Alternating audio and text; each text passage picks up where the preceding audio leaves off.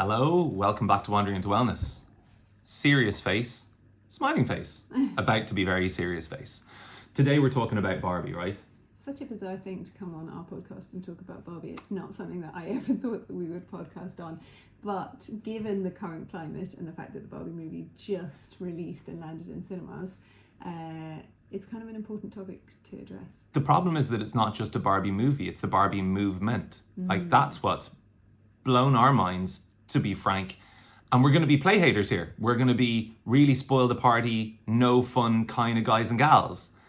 Because something has just, I don't know, it's like a switch has flipped, and there are things that we all have come to understand about how corporations work, about how greenwashing works, about how all of the messaging that we receive in media is filtered via a paradigm, a system of economic and political, desires and global kind of like money markets and movement stuff, and how it's all designed to essentially engage and enact consumerism and enhance our, essentially get us to put our conscience in the basket and to get us to buy more stuff, essentially, right? That all just seems to, for some reason, we've all kind of lost our minds. We've got this like collective amnesia, and for both of us, the last 4 days have just been spent like reeling, like, what's happening here, right? Yeah, it's like every single social media feed, every single thing on Instagram is grown women. It's not kids, but it's grown women. Grown-ass women. Grown-ass women dressing as Barbie. And it's not diversity Barbie. They're dressing as stereotypical Barbie in the Barbie pink, in the Barbie outfits, and happily all over social media dressing like that, and then going to the Barbie movie and talking about it.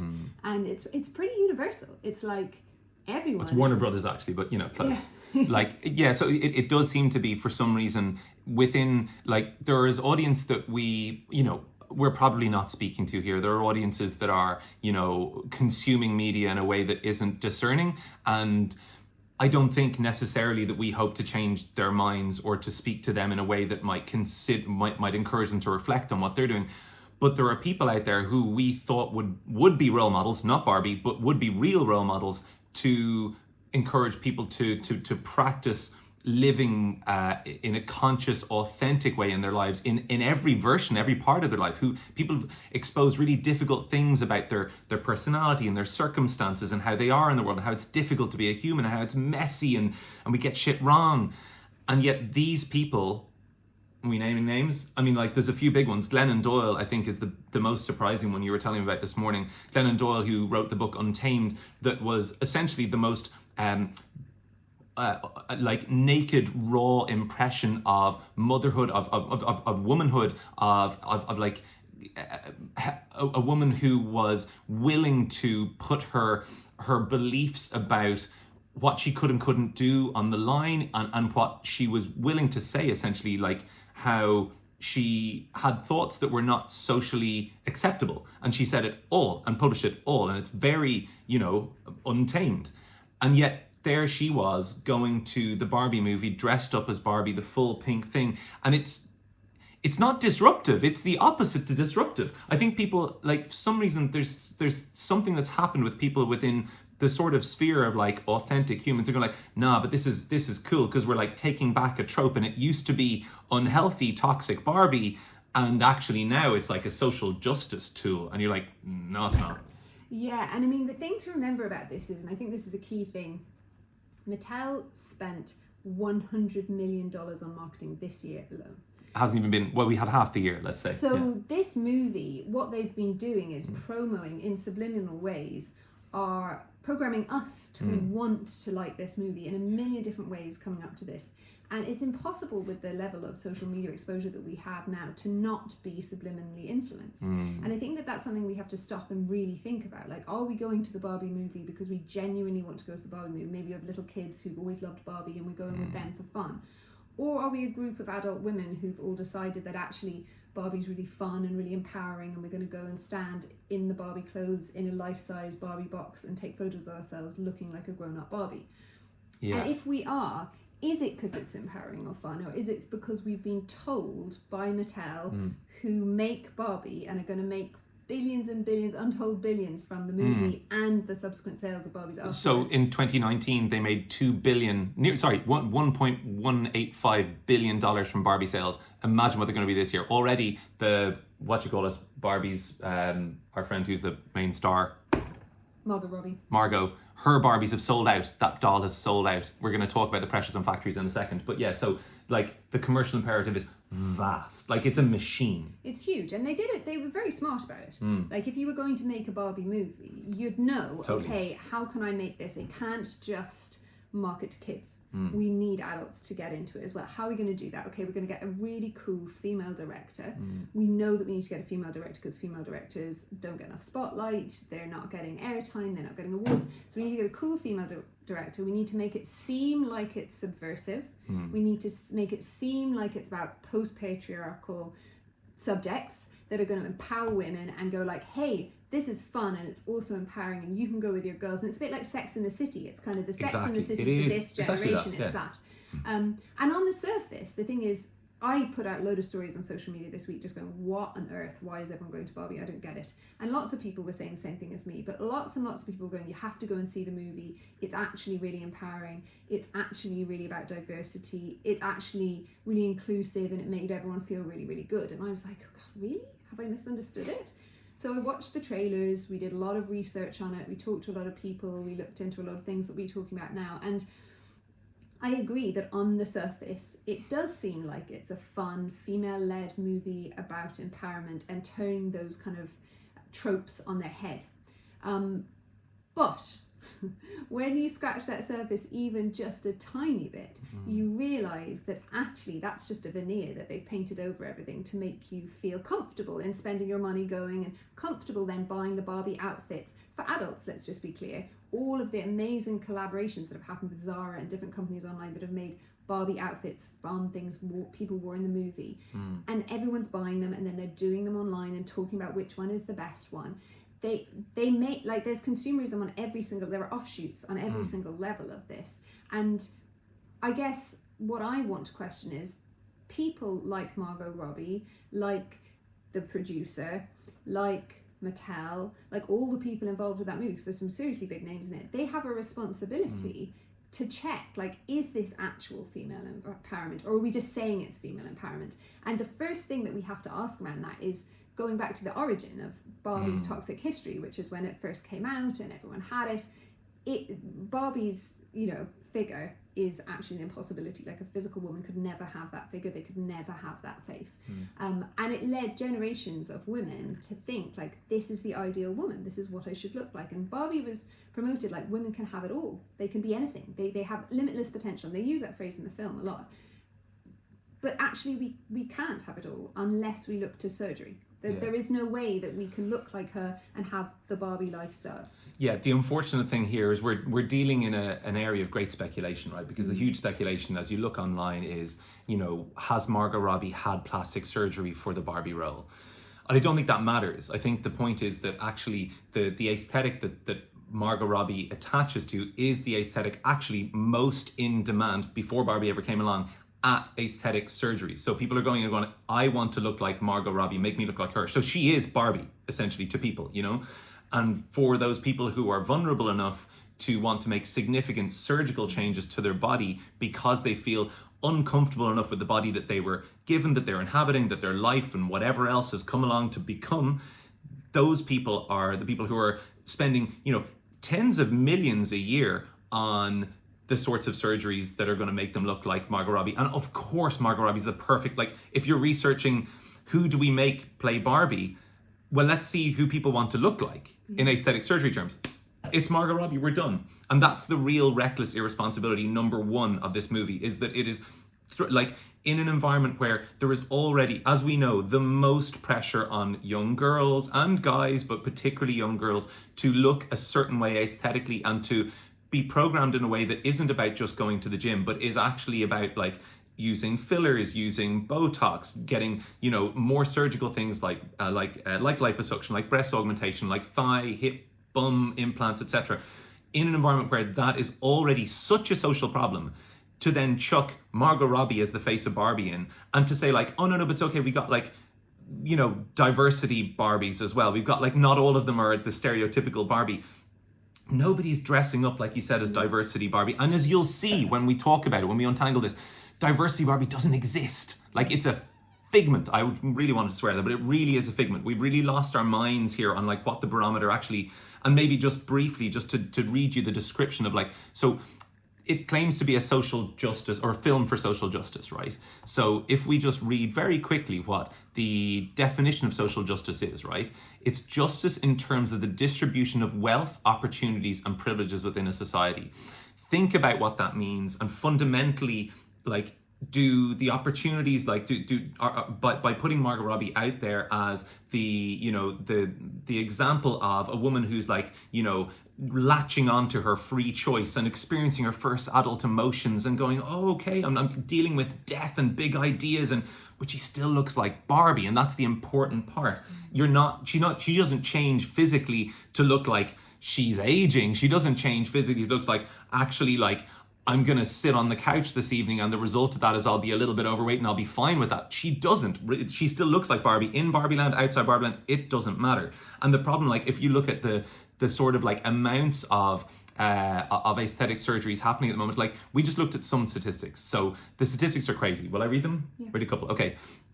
So of all aesthetic procedures, right? So there was a 50% jump from 2020 to 2021. There was the increase over the last 4 years. That's like, there's been a 33% year-on-year increase every year over the last 4 years, from 2018 through to 2020, through to 2021, right? So that's the latest figures we can find. Both surgical and non-surgical procedures increased since the last survey, with a significant increase of 54% in non-surgical procedures in the last 4 years. 54%. So that's half of people. 50. So that's like a certain amount of people doing it now. 50% more people. Half of that group again are doing it. So that's like Botox, that's like lip fillers, and the sort of cosmetic, non-surgical, but yet they still involve needles sorts of interventions.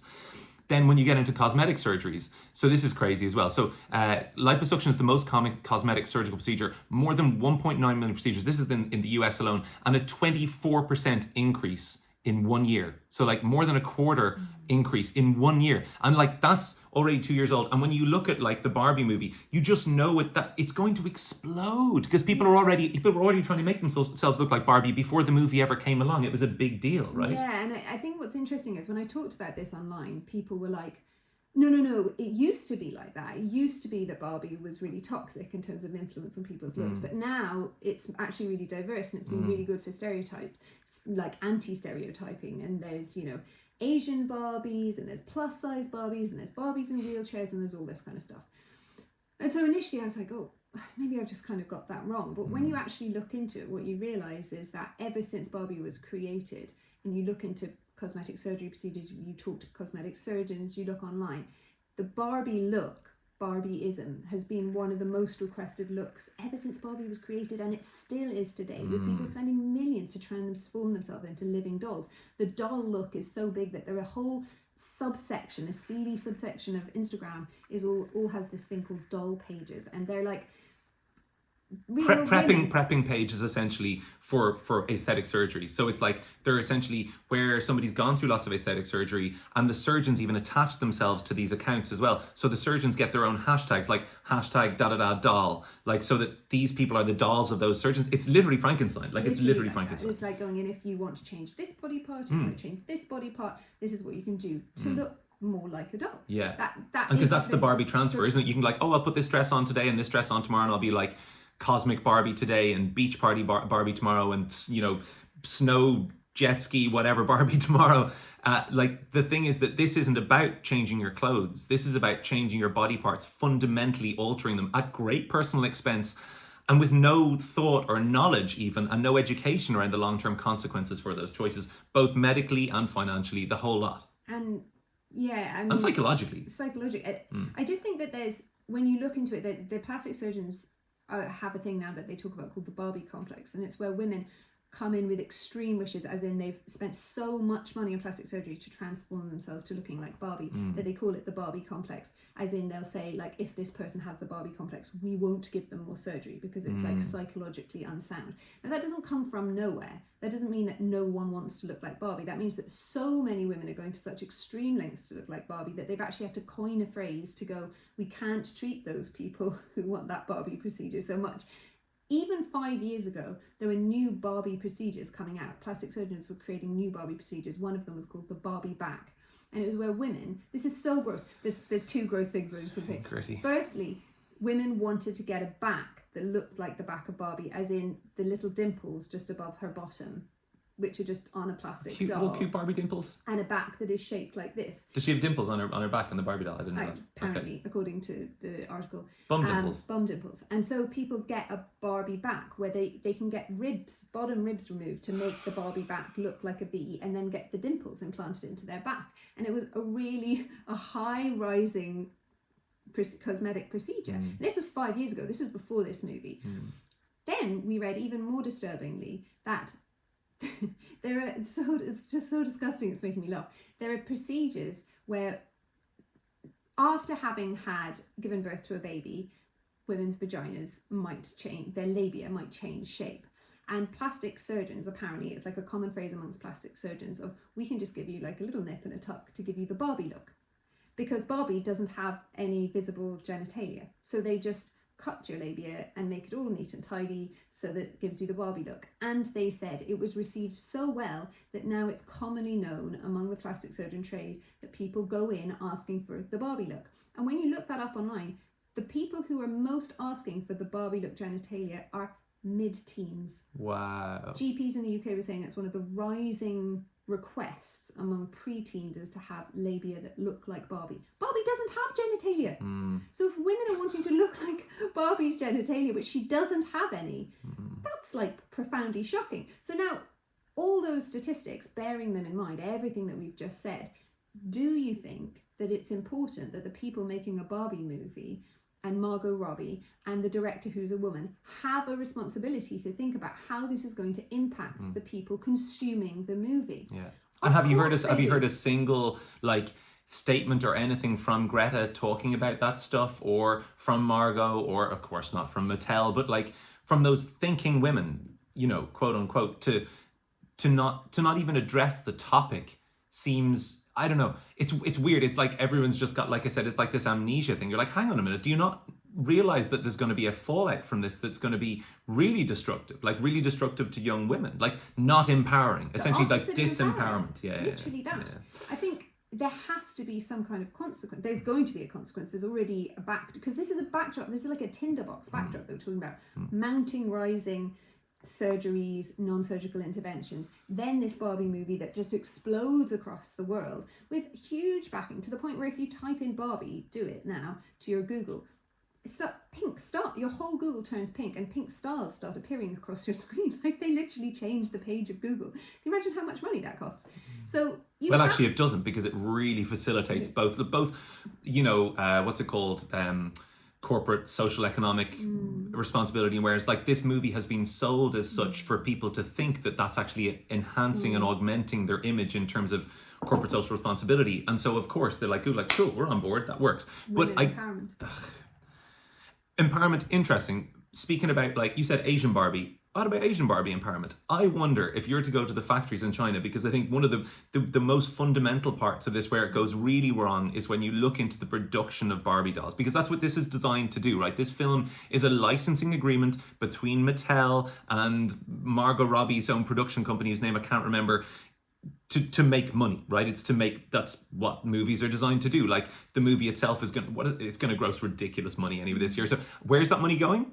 Well, a bunch of it is going to Mattel. A bunch of it's going, who knows what Margot's going to do with her half. Will she give it to charity? Who knows? I sort of doubt it.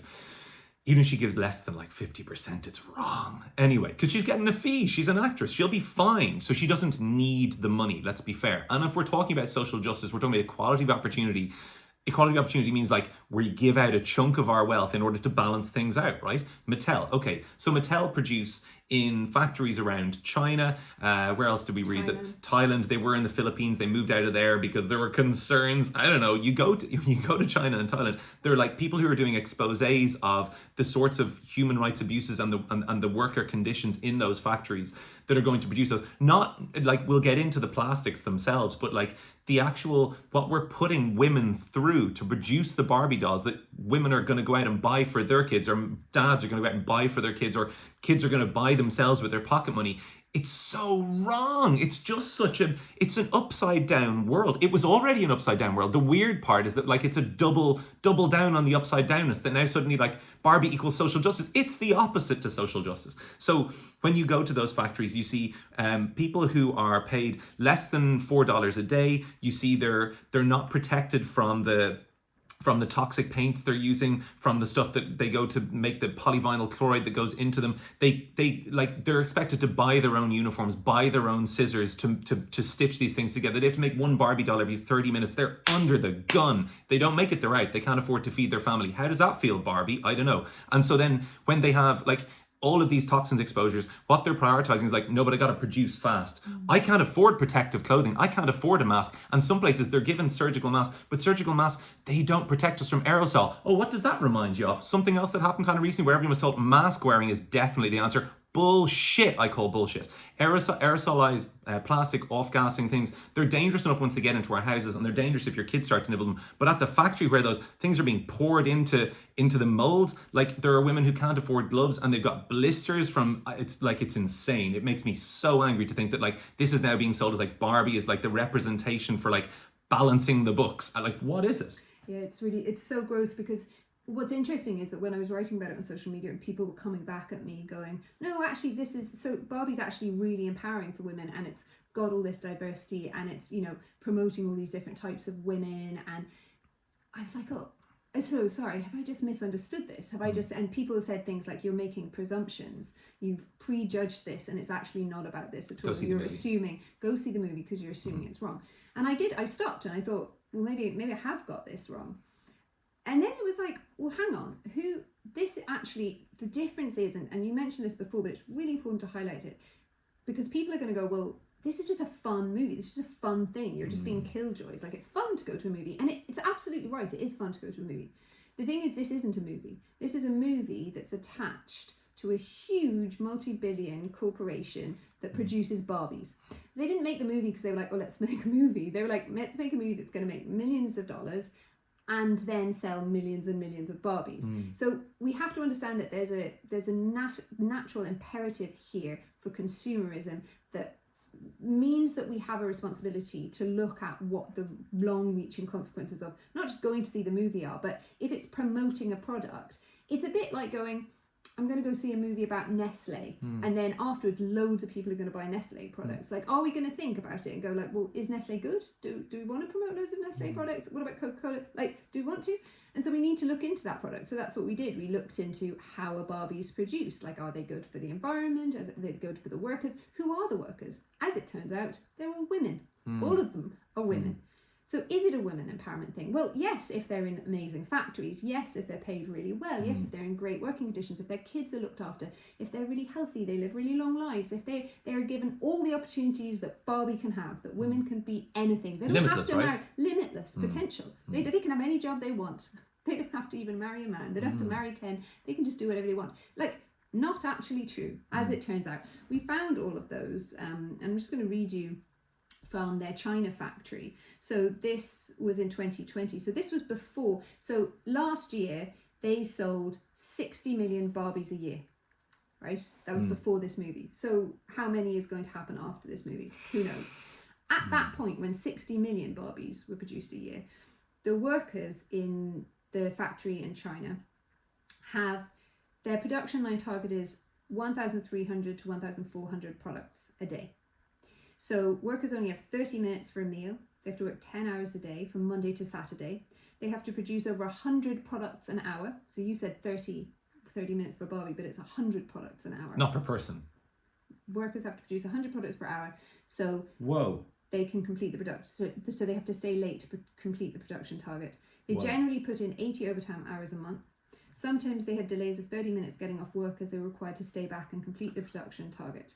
I'm going to pause on that one. And the 80 overtime hours. So there's a legal limit in China of working 36 overtime hours per month, right? So that's like your 160-hour work week plus 36 hours. It's a long month, but people could do it, right?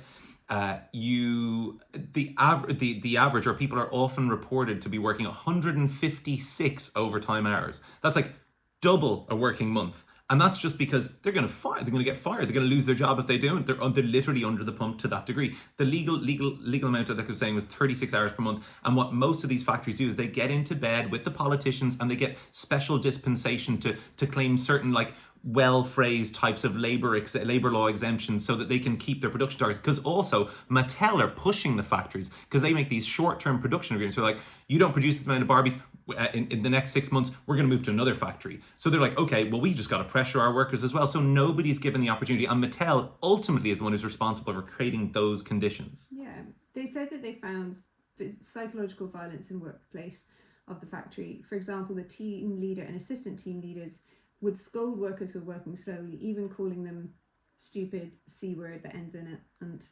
And after a worker was injured, this person was in the factory doing it. I suppose they saw a worker being injured, and the workshop team leader scolded the injured worker for not being careful enough and warned them never to report it to the factory. Apparently, they ignored workers' requests for masks. They were passive-aggressive, ignoring workers who asked not to work overtime. And the workers had such psychological pressure to complete targets that they felt like they couldn't ask for protective equipment that weren't being provided for them. The investigator who went in wasn't shown how to use the laminator for the Barbies and burnt her hands multiple times. Workers in the spray painting workshop were exposed to chemicals every day, and workers had paint all over their face and in their nostrils after work. They weren't provided with a special protective mask that can't, apart from a surgical mask, which can't properly filter the harmful aerosol, like you said. And workers were using this thinner, the paint thinner, and they weren't doing it with gloves, so they had ulcers all over their hands. Others had skin redness, swelling, itching. They weren't allowed to go to clinics. And in one of the articles that we read, they were saying that 75% of the workers had chronic lung disease from inhaling the chemicals. It's a Barbie world. Like, what? It's a Barbie world. That's not empowering. Sorry, just to clarify, is that empowering for women? Does it feel like we've turned all those tropes on their head? It just doesn't feel like that. It's just we're happy to ignore them as long as there's a digestible message being fed to us on the top. And that's not social justice, it's the opposite. And now it would be very different if this movie and Margot Robbie and the director and all the different people involved had gone, okay, we're making the movie and we've made a pledge. Now we've we change. realised that we need to change. There's going to be franchises, there's going to be all sorts of deals after this. We're going to produce millions more Barbies. We need to change. We're going to take it out of the factories. We're going to give fair pay to the workers. We're going to do all these, and we're going to make eco-friendly Barbies that are not made from plastic shit that's poisoning our world, our environment, the people who make it, and our children. But they haven't done that. I'll tell you a secret. I know why. Because they can't. Because they literally can't. Because you can't produce Barbies for the price that they need to sell them at, that we would be able to afford, from things that feel and look like the things that were familiar, like doll type plastics and rubbers and latex and these sorts of things. There just isn't the system. And why isn't there? Because nobody's decided that there has to be the system. Instead, we're being told we have to like not drive around anymore. But like if you look at them, you know where I'm going with this one. So 60 million Barbies got produced last year. The amount of petroleum that was produced in order to just generate the petroleum-based plastics in order to make those 60 million Barbies was 1.7 billion litres? Yes, 1.7 billion litres of gasoline, of petroleum. That is equivalent to 250,000 individuals' personal transportation petroleum uses in a year. So if we're getting around and we're being told we're not allowed to drive cars anymore because that's not sustainable, is anybody talking about the fact that big industries like this are, like, if they stop producing Barbies, 250,000 people will be able to go, oh, listen, I'm not going to worry about my road use this year. Like, none of this is sustainable. And you can see it's all greenwashing. There's nothing underlying this that's real in terms of climate change, that's real in terms of social justice, that's real in terms of like addressing the plundering of the planet and its resources. Like, it's the opposite. Like, it's like a petroleum-free Barbie. I'd probably do that even if there was a bit of slavery, or a slavery-free Barbie if there was a bit of petroleum. But there's nothing. There's just nothing in it. There's no good bits of it. And the thing is about that statistic, which is so staggering, is that's just the Barbie. You don't make loads of other things, right? That's just the gasoline from just the Barbie production. That's not talking about all the clothes, the plastic synthetic clothes they make to put on those Barbies, or the hats or the shoes or any of that stuff. It's also not talking about the clothing deals that are going along with the movie. So there's so much more of a cost. And we talk about cost, like, is it socially inclusive? Do people who are in these poorer countries and poor areas, they buy Barbies? Can they afford to buy Barbies? Definitely not. They're having to buy cheap Barbie knockoffs because they can't afford to buy those Barbies. That just doesn't feel very empowering. It's also the ultimate insult. Like, I know there's a diversity Barbie doll you can buy, but I would imagine that, let's say, I'm going to go 90%, and I'd say I'm being conservative, of those Barbies being produced are the conventional, stereotypical blonde Barbie.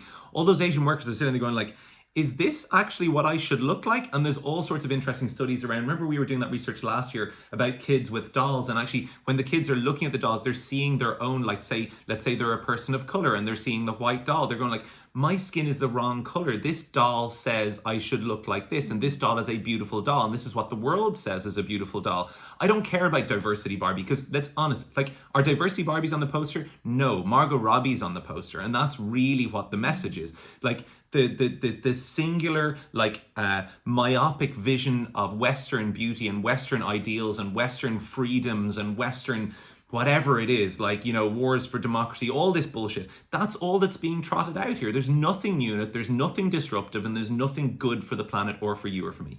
The thing is people are going to say, well, in the Barbie movie, they said, like, she is the stereotypical Barbie, and it did have a history and all the thing, and now she's trying to change that. She doesn't want to be a part of it anymore. But the problem is it doesn't actually matter what she's saying, because people don't remember that. They remember the movie poster, they remember the clothes she was wearing, and they remember that the lead star, the one who was paid the most, who was promoted the most, is stereotypical Barbie. The movie had been made about the diversity Barbie, any one of the diversity Barbies, then that would actually be something that was disruptive. But it wasn't. It was made about blonde Barbie, the one that caused all the damage at that time. And it's irrelevant what they said, because the girls are going to want to look like Margot Robbie. They're not going to want to look like the other ones. So let's come back to the plastics though, because this is really important. Someone said to me in the thing, when I was talking about it on social media, they were like, you know what, that's really important is that kids spend so much time on screens now, and actually playing with dolls is really healthy, and we need to go back to playing with dolls. And that's a really important point, and it's true. Like, playing with dolls or sticks or hoops or whatever it is much better, of course, than screen time. However, that was probably back when dolls weren't made with loads of the toxic chemicals. Oh, they used to be worse, I believe. Apparently so. Apparently they were more basic, but worse, actually, yeah. Although, we just looked that up today and said that they changed all the phthalates and else, which is now actually worse than that thing in the first place. That's true, yeah, that's very true. So I don't know whether it's worse. It's just another one of those things where we go like, oh, remember MSG? That's terrible. We've taken that out. No, we put aspartame. And you're like, oh, okay, that sounds good. Is it? No one knows. We haven't looked it up. Oh, actually, it turns out it's terrible. Cause of cancer. Anyway, point being that if your kids are playing with dolls, great if that doll is a really good representation of something that they could look like when they're older.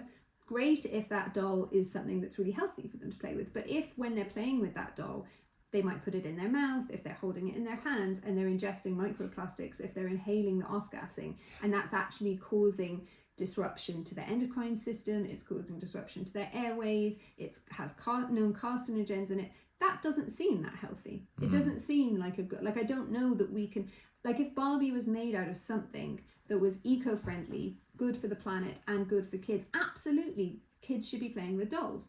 But also, Barbie isn't just a Barbie. It's not like one of those like Waldorf dolls where it just comes and it doesn't really have expressions and you use yourself and your imagination to play with it. It comes with like, I'm ski Barbie and tomorrow I'm going to be like radio Barbie and then I'm going to be like worker Barbie or whatever. Yeah. And to get what about like, I've got a crippling mortgage Barbie? Yeah, exactly. Yeah. Like, I can't afford 2 holidays a year Barbie. You have to buy those. Yeah. I don't think that's not good, because then the kids are wanting more and more stuff and all that stuff is made for plastic, encased in plastic. And this, let's just be clear, launched in July. And this July is plastic-free July. Yeah. And it's mind-boggling to me. All these people on social media are putting hashtag Barbie, and then also talking about hashtag plastic-free July in the same like grid, and no one's going, oh, hang on, that actually doesn't make that much sense, does it? Because it's not like Mattel went, oh, we're going to get rid of all plastics, or we're going to give out the Barbies with no plastics around them. We're going to get rid of plastics in the factory because it's poisoning our oceans and our people who are making it and our kids. They did it. And everyone's just like, cool, let's get those plastics. In fact, let's buy the clothes made of plastic and put them on our own bodies to look like Barbie. Yeah, exactly. And that's the other big thing, because we're also, so it's plastic free July. Everyone's like hashtag end to fast fashion. Fast fashion is something that we've known about as being a problem for, well, what, 10 years now at this stage? Like the idea that having a wardrobe full of, let's say, 20 pairs of shoes instead of the 3 we regularly wear, like buying one, like single use outfits is like not a sustainable way to think about, you know, not only our own pocket, but also like the life cycle of a product, where it goes after, how it was produced, where it was produced, who produced it, all these sorts of things that feed into that fast fashion thing. And essentially Barbie is like a fast fashion dreamscape. Like the idea that you dress her in an outfit every day, like that's undermining all that we kind of have got to this point, and where people have it's so frustrating, because when we've had these conversations so many times before, and like we all have failings, we're all human, we all have moments where you have a plastic thing. I'm recording on a goddamn iPhone that was produced in Foxconn, where there's people being horribly treated, but give me a sustainably sourced version of that. They don't exist. Again, like the Barbie, the sustainable version of it doesn't exist. How on earth do we address this so that we can not be killjoys, have some fun, make sure that we're not hurting other people? And that, I mean, not just people, our neighbors, people everywhere, not just people who are like looking to get access to my local cafe, or looking to, you know, have a bathroom that suits them in the local school. Like, I want to think about those people, like there's 8 billion people around the planet who are doing a lot worse than us. Like, how can we address this in such a way that we're not being killjoys, but we actually have a planet that we can like fundamentally from A to Z have, you know, full satisfaction and transparency, knowing that we paid a fair price, we're earning a fair wage ourselves. Like, is it even possible? My mind is exploding, because the amount of like blind eyes being turned to so many topics in order to facilitate this, the Barbie machine. Like Greta Gerwig said, like, about the sequel, she was like, will there be another Barbie? She's like, oh, it's not if, it's when. You just know what's coming. It's a franchise. They're just building franchises. I just saw like Ninja Turtles is coming out soon. Indiana Jones is back again. Mattel is really good pals with Hasbro. Hasbro and Mattel apparently are talking about doing deals with putting the Barbie world inside like a Marvel universe. Like, what is going on? Like, can we not see past those things? Like a bit of ingenuity, please. Like, Jesus Christ, Barbie's 70, 80 years old. Do we still need to rehash that like ancient idea? Like, there's just nothing good about it. Like, nothing good about it. I'm really sorry to sound moany, but like, I've never really come across something that so perfectly encapsulated everything I hate about the world. It's like there's such a lack of like joined up thinking. And like, when like they received the Barbie movie received some sort of sustainability award for how they were like, you know, ecologically conscious on set. And you're like, so that ecological consciousness, so that was like, they used less plastics on set. Like there was probably like 0 waste cups given to the crew and the cast. But like, you only have to step like 2 feet outside that to see the impact it's having on the rest of the planet. And like, how? And just pause for a second, right? They received that award.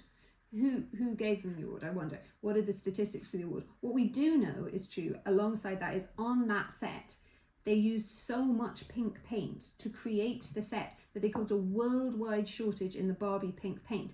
Not in the eco-friendly Barbie pink paint, let's just be clear. They didn't get eco-friendly paint. Yeah. They used normal paint, which is really toxic. So they used enough non-eco-friendly Barbie pink paint on that set, which is a disposable set, that they caused a worldwide shortage. That just doesn't seem so eco-friendly that it should win an award. So it's like, the thing is when you hear these things, it's that greenwashing thing that when we go into schools we talk about, we get told like, they're really eco-friendly, that's an eco-friendly thing, use your tote bags, they're really eco-friendly. And then when you actually look into it, you realise, oh, they're actually not eco-friendly at all. Yeah. So when you hear, like, they obviously knew we need to make sure that we seem eco-friendly because Barbie's a plastic thing, so we have this set. But it's just ticking some stupid boxes that mean absolutely nothing if they're then going to go on and sell, 6 billion plastic Barbie dolls. That you can't win an eco-friendly award for that. Yeah. And those dolls that are meant to be so good for the kids, firstly, they're making kids sick. That's just the fact of it when you look into it. But it's also priming kids to think that they should look like the dolls they're playing with, and that the aspirational lifestyle is Barbie's lifestyle, where you can change career all the time, you can change your clothes every single day, and you can consume at that level. And they're literally programming kids to consume, to want to consume, to create that fast fashion. And at the same time as they're programming the kids, they're programming the adults, because they're creating those collaborations with Barbie that are things that people aren't ever going to wear again. They're just going to wear them to the Barbie movie, or when they're promoting Barbie on Instagram and they're getting paid to promote it. So simultaneously, they're promoting the kids, and they're priming the kids and the mums to want to consume more fast fashion. Like, it's so clever. It's like an actual. It's genius. Like it's a magic trick. No wonder they spent $100 million on marketing this year, because it's millions of minds. And this is what you have to remember when you come back to it and you think, God, they're so annoying, we just went to a movie and had some fun. You have to remember, these people created this. They created the want in you to created the go and hype. see that movie. They created that hype through millions of hours of marketing research to go, what is the one thing that I can say? What is the one thing I can put on the poster? What is the one music that I can do that's going to make enough people forget their scruples and go, actually, this seems really fun. I'm just going to go along and stand in a giant Barbie box. And it's not really any harm to everyone. It's just a fun movie, and it's about empowerment. Yeah. Like, you have to remember that people consciously manipulated the marketing in a way to make you forget those things, so that you would buy into the thing and buy into it for your kids, and forget that behind the scene are these Barbies that they're trying to sell that are being made by workers in factories where the workers are sick, they're getting paid rubbish hours. The off runs from the factories are so toxic they're polluting the earth, and then still toxic when they're in the box that we open from it, so that they're off gassing at our kids, and then creating toxic patterns in our kids that are ultimately going to make them less healthy and less happy. It seems like the absolute 100 steps back in women empowerment. It just doesn't feel like it's a reinvention of women empowerment. It doesn't feel like we're getting away from patriarchy or doing anything that's forwarding women's development and the development of the planet. Yes. So, speaking of progress, what can you do? Because you can do something about this, right? So, hats off to you, Mattel, like Margot, etc. You've done an amazing job at hypnotizing people. To break the hypnotist spell, all you have to do is remember, democracy is dead, but consumerism is where you place your vote. So we're feeding the demon here. We're feeding the hype by talking about Barbie, and that's really dangerous. We recognize we're operating inside that space where we're putting into media space the word Barbie, more Barbie this, Barbie that, good press, bad press, doesn't matter. What you can't then do, if you can try to unhook yourself from the matrix, what you can't then do is then go, but I'm curious about it, so I'm going to go and see it. Because if you vote and you go in there and you pay your 10 euros or your 15 euros and you go to see the movie, Mattel goes, cool, more of this for you. And that's how the world works. That's what keeps this machine turning. And the way to break the machine, all you have to do is go, I'm not going. I'm not talking about it. And that's it. Like, I'm out. I'm going to go and see Oppenheimer instead. Do something else. Do anything else with your night, frankly. It'll be better for the planet than joining Barbie Land. And if there is, as they've said, going to be millions of franchises and other movies, we need to be like writing. We need to be talking on social media about going, cool, you need to have a responsibility to change your factory practices. If you were looking after women, look after those women. We need to demand change for the future, because they have a chance to change now. If we use our voices, they could change those lives of those factory workers. They could change production. They could change all of those things for the next time. But they're not going to if we go, we don't mind. We like it the way that it is. We're happy to keep buying it and buying into it as it is. So we have to stand up and say, cool, we're interested if you are, but these changes have to be made. For now, have to demand change. Yeah, for now, boycott Barbie Land. Hashtag boycott Barbie Land. Let's do it. I think that's enough moaning for one day.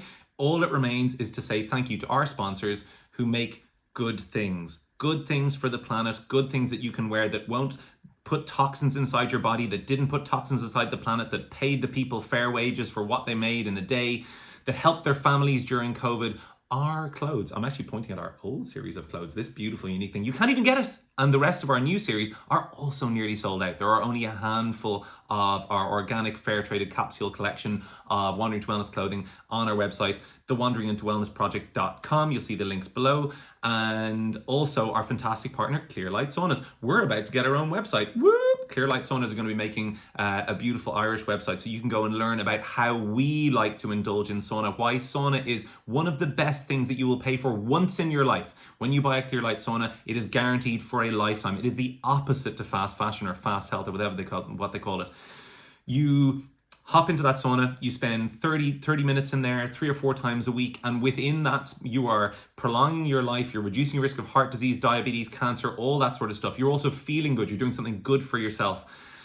You're doing it in a way that you can invite your family in. You become a mouthpiece, as I've become at this point, for selling good health.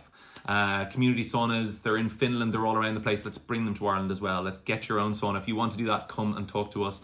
Go on to clearlightsaunas.eu. In the meantime, email us when you want details and codes for discounts. And please, if you enjoyed this rant, like and subscribe so that you can keep hearing what our latest offerings are going to be. You can help us keep getting this message out to other people. You can find our entire back catalogue of podcasts that we've done to date on the Wandering into Wellness project. You can also work with us one-to-one and hire us to talk at your school, at your business, or to create a whole unique bespoke talk for your event. So find us there, and thank you so much for watching. Yeah. Are we getting it right? Are we getting it wrong? Let us know in the comments below. All we know, we are not joining Barbie Land. #ban Barbie Land.